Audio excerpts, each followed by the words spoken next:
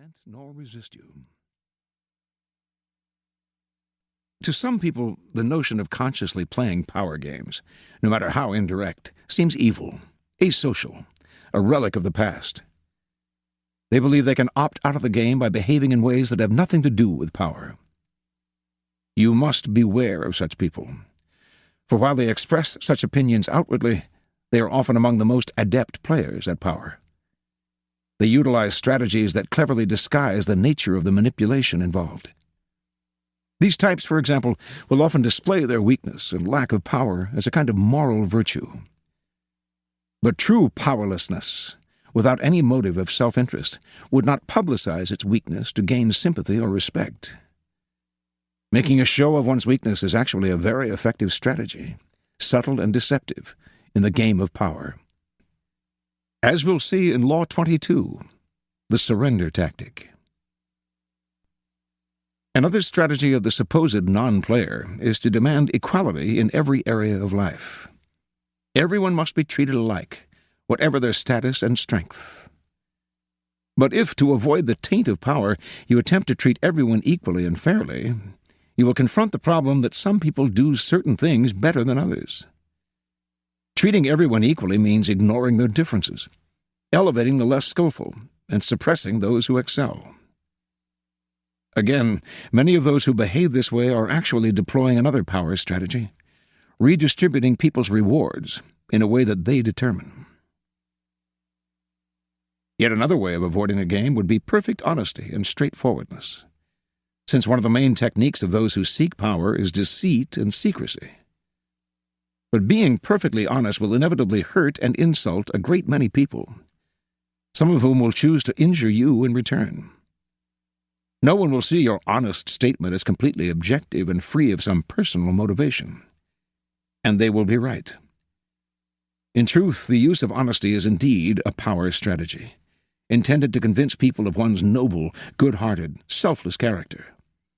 It is a form of persuasion, even a subtle form of coercion. Finally, those who claim to be non-players may affect an air of naivete to protect them from the accusation that they are after power. Beware again, however, for the appearance of naivete can be an effective means of deceit. As you'll see in Law 21, seem dumber than your mark. And even genuine naivete is not free of the snares of power. Children may be naive in many ways, but they often act from an elemental need to gain control over those around them. Children suffer greatly from feeling powerless in the adult world, and they use any means available to get their way. Genuinely innocent people may still be playing for power, and are often horribly effective at the game, since they are not hindered by reflection. Once again, those who make a show or display of innocence are the least innocent of all. You can recognize these supposed non-players by the way they flaunt their moral qualities, their piety, their exquisite sense of justice. But since all of us hunger for power, and almost all of our actions are aimed at gaining it, the non-players are merely throwing dust in our eyes, distracting us from their power plays with their air of moral superiority. If you observe them closely, you will see, in fact, that they are often the ones most skillful at indirect manipulation, even if some of them practice it unconsciously.